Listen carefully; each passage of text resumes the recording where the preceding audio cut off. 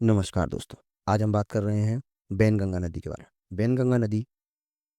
बैनगंगा नदी गोदावरी नदी की प्रमुख सहायक नदी है। किसकी नदी की सहायक नदी है? गोदावरी नदी की प्रमुख सहायक नदी है।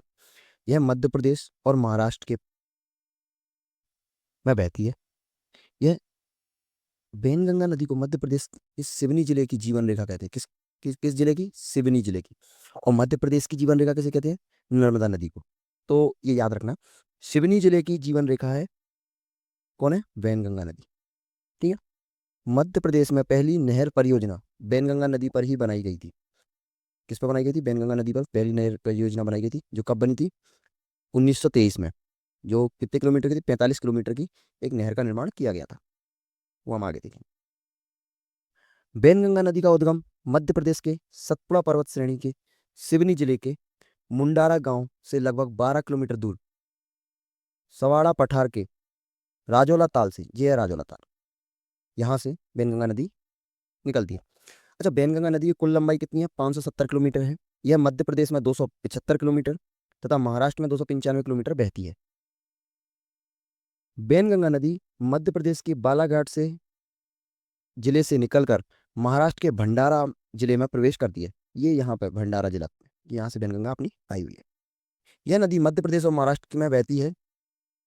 बैनगंगा नदी चपराला नामक स्थान पर जिला गढ़चिरौली महाराष्ट्र में वर्धा नदी में मिल जाती है। अपनी वर्धा नदी ये रही, और बैनगंगा नदी ये कहाँ मिलती है? यहाँ। ये कौन सी जगह है? गढ़चिरौली। गढ़चिरौली जो महाराष्ट्र में है, यहाँ से इस नदी का नाम परिवर्तन हो जाता है। इसको फिर हम प्राणहिता नाम से जानते हैं। किस नाम से जानते हैं? प्राणहिता नदी के नाम से। प्राणहिता नदी आगे चल के कालेश्वर, यहाँ तेलंगाना में है कालेश्वरम। कालेश्वरम में तेलंगाना में जाके ये गोदावरी नदी में मिल जाती है। यहाँ से अपनी गोदावरी नदी आई है।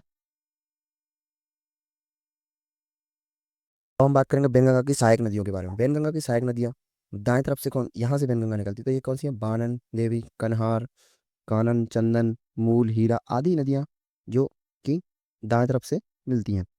अब हम आते हैं बाएं तरफ से मिलने वाली। बाएं तरफ से सबसे बड़ी नदी है वर्धा नदी, जो इसकी सबसे बड़ी सहायक नदी है। फिर आती है अपनी कानन नदी। फिर कानन की भी सहायक नदी है पेंच नदी। ये कानन हो गई, धनान हो गई, सोन हो गई, थेल हो गई, ये ऐसे ऐसे मिलती रहती हैं। यह नदी मध्य प्रदेश के सिवनी जिले में और बालाघाट जिले में बहती है। मध्य प्रदेश के दो जिले में बहती है, केवल सिवनी जिला और बालाघाट जिले में। तथा ये महाराष्ट्र के भंडारा जिला और गढ़चिरौली जिला में बहती है।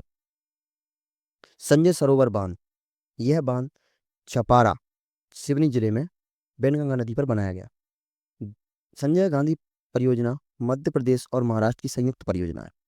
इस बांध को 1970 में निर्मित किया गया था। यह एशिया का सबसे बड़ा मिट्टी का बांध है तथा यह विश्व का दूसरा सबसे बड़ा मिट्टी का बांध है।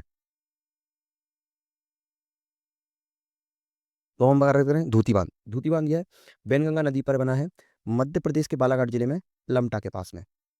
यह बांध एक डायवर्सन बांध है, जो पानी को दो जगह नहरों में डाइवर्ट करने के काम में आता है।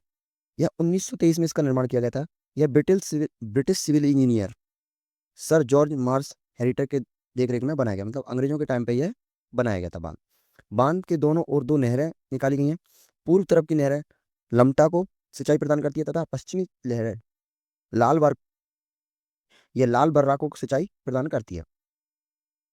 तो हे गाइस, कैसी लगी ये वीडियो? अगर मेरी वीडियो अच्छी लगती है और अगर ऐसी वीडियो चाहते हैं तो मेरे चैनल को प्लीज़ सब्सक्राइब करें, लाइक करें। धन्यवाद।